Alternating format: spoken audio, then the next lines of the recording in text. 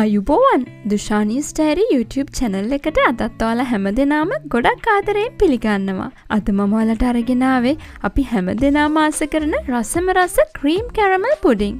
මේ පුඩින් එක ගොඩාක් ලේසියෙන් පුංචි වෙලාවකින් හදාගන්න පුළුවන් පුඩින් එකක්. විශේෂ දේවල් ඕනි වෙන්නෙත් නැහැ. ගෙදර තියෙන දේවල් වලින්ම හදාගන්න පුළුවන්. අද මම මේ වීඩියෝ එකේදී කැරමල් පුඩින් එක ස්ටීම් කරලා හදාගන්න විදියත් බේක් කරගන්න විදියත් කියලා දෙනවා. ඉතින් අපි බලමු අපි හැමෝම ආස කරන මේ රසම රස කැරමල් පුඩින් එක හදන්නේ කොහොමද? ඒකට ඕනි වෙන්නේ මොනවාද කියලා. මේ පුඩින් එක හදාගන්න අපිට ඕනි වෙනවා ටින් කිරි. මම මෙතන ටින් කිරි ග්‍රෑම් 395ක කෑන් එකක් අරගෙන තියෙනවා. ඒ කියන්නේ පොඩි ටින් කිරි ටින් එකක්. ෆ්‍රෙෂ් මිල්ක් හෝ පිටි කිරි අපි ගන්න මේ ටින් කිරි ටින් එකකින් එකක් අවශ්‍ය වෙනවා. ඒ කියන්නේ මිලිලීටර් 300ක්. බිත්තර 4යි. හොඳින් කුඩු කරගත්ත එනසල් 3යි. මෙන්න මේ වගේ හොඳට පිටි වගේ වෙන්න කුඩු කරගන්න. වැනිලා තේ හැඳි 2යි. අපි ගන්න මේ ටින්කිරි ටින් එකෙන් භාගයක් වතුර ඕනි වෙනවා. ඒ කියන්නේ මිලිලීටර් 150යි. ඊළඟට අපිට කැරමල් එක සඳහා ඕනි වෙනවා සීනි කෝප්ප භාගයක්. ඒ වගේම උණු වතුර මේස හැඳි 2ක්. මෙන්න මේ දේවල් තමයි අපිට ඕනි වෙන්නේ. අපි දැන් බලමු පුඩින් එක හදාගන්නේ කොහොමද කියලා. අපි දැන් මුලින්ම මේ වගේ පෑන් එකක් ලිපේ තියාගෙන ඒකට සීනි ටික දාගන්නවා. ඊළඟට ලිපේ ගින්දර සාමාන්‍ය ප්‍රමාණයට තියාගෙන අපි මේ සීනි ටික කැරමල් කරගමු. මේ විදිහට කැරමල් එක හදාගද්දී හැඳ පාවිච්චි කරන්න අවශ්‍ය වෙන්නේ නැහැ. මේ වගේ පෑන් එක උස්සලා කරකවමින් අපි මේක හදාගන්නවා. මේ විදිහට සීනි වල පාට වෙනස් වීගෙන එද්දී අපි ලිපේ ගින්දර හොඳටම අඩු කරගන්නවා.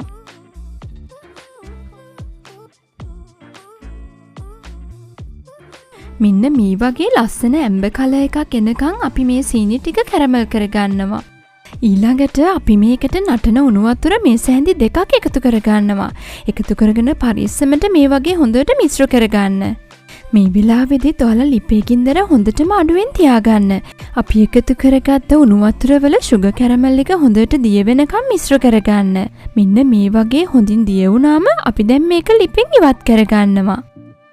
ඊළඟට අපි මේක පුඩින් එක හදාගන්න භාජනයට දාගන්නවා. මේ විදිහට සුගර් කැරමල් එක හදන වෙලාවට ඔයාලා පුඩින් එක දාන භාජනය ලිප ගාවින්ම තියාගන්න. ඊළඟට පෑන් එක මෙන්න මේ වගේ හොඳින් කරකවලා අපි දාපු කැරමල් එක පෑන් එක වටේටම හොඳින් ස්ප්‍රෙඩ් කරගන්න. මෙන්න මේ විදිහට කැරමල් එක දාගෙන කැරමල් එක හොඳින් නිවිලා භාජනයේ පතුලේ හොඳින් සෙට් වෙනකන් අපි මේක පැත්තකින් තියාගන්නවා. ඒ අතරතුර අපිට පුළුවන් කිරි මිශ්‍රණය හදාගන්න. අපි මුලින්ම බිත්තර ටික බෝල් එකකට දාගෙන හොඳට බීට් කරගන්නවා. බිත්තර වලින් හොඳට පෙනෙනකම් බීට් කරගන්න. මෙන්න මේ වගේ හොඳින් පෙනෙනකම් බීට් කරගෙන අපි ඒකට ටින්කිරි ටින් එක දාගන්නවා. මේ විදිහට ඇතුලේ තියෙන කිරි ටිකත් හොඳින් අරගන්න. ඊළඟට අපි ගත්ත ටින්කිරි ටින් එකෙන් පුරවලා එකක් ෆ්‍රෙෂ් මිල්ක් දාගන්න. මේ වෙනුවට ඔයාලට ඉස්සෙල්ලා කිව්වා වගේ පිටිකිරි පාවිච්චි කරන්නත් පුළුවන්. ඒකටම අපි ගත්ත ටින් එකෙන් භාගයක් වතුරත් එකතු කරගන්නවා. මේ විදිහට හැන්දෙන් හොඳට මිශ්‍ර කරලා වතුර ටික එකතු කරගන්න.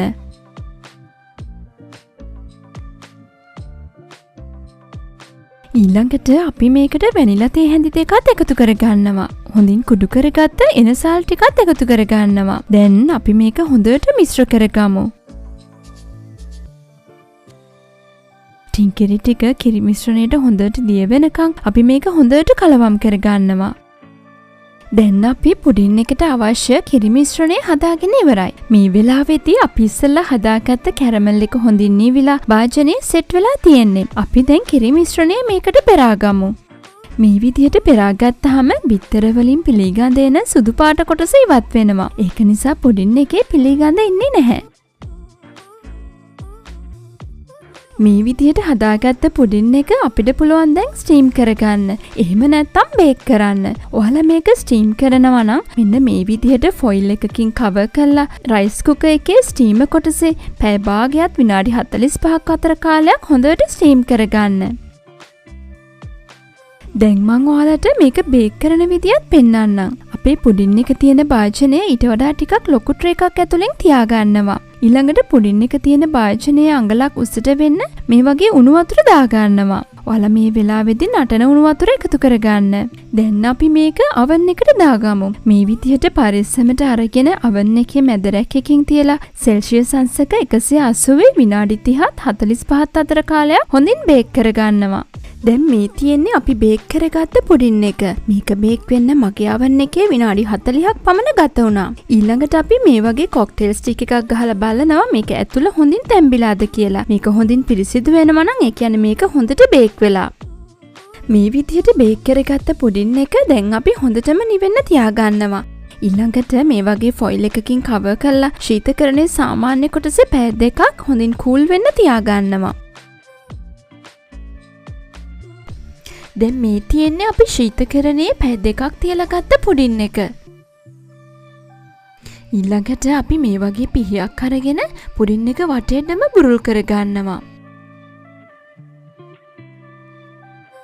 දැන් මෙන්න මේ වගේ පෑන් එක උස්සලා පොඩ්ඩක් හොල්ලන්න. එහෙම වුණාම අපිට මේක හරිම ලේසියෙන් අනිත් පැත්ත හරව ගන්න පුළුවන්.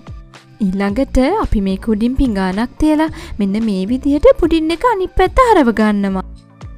මේ පුඩින් එක ඔයාලා රස්නේ පිටින්ම අනිත් පැත්ත හරවන්න යන්න එපා. ශීතකරණේ දාලා හොඳින් සෙට් වුණාම මේක කැඩෙන්නේ නැතුව ලස්සනට අනිත් පැත්ත හරව ගන්න පුළුවන්. දැන් මේ තියෙන්නේ අපි හදාගත්ත රසම රස ක්‍රීම් කැරමල් පුඩින් එක. ඕගොල්ලන්ට පේනවා ඇති පුඩින් එකත් කැරමල් සෝස් එකත් හරිම ලස්සනට තියෙනවා. මේ පුඩින් එක ගොඩාක් මෘදු ඒ වගේම තමයි ගොඩාක් කිරි රස පුඩින් එකක්. ඉතින් මං හිතනවා ඔයාලත් මේ රෙසිපි එක try කරලා බලයි කියලා. ඔයා මේ වීඩියෝ එකට කැමති නම් like එකක් දෙන්න, share කරන්න, ඒ වගේම dushanisdiary එකටත් subscribe වෙන්න.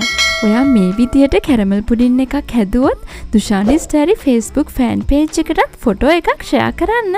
අපි ආයෙමත් මේ වගේ රසවත් වීඩියෝ එකකින් හමු වෙමු. ඔයාලා හැමෝටම සුබ දවසක්.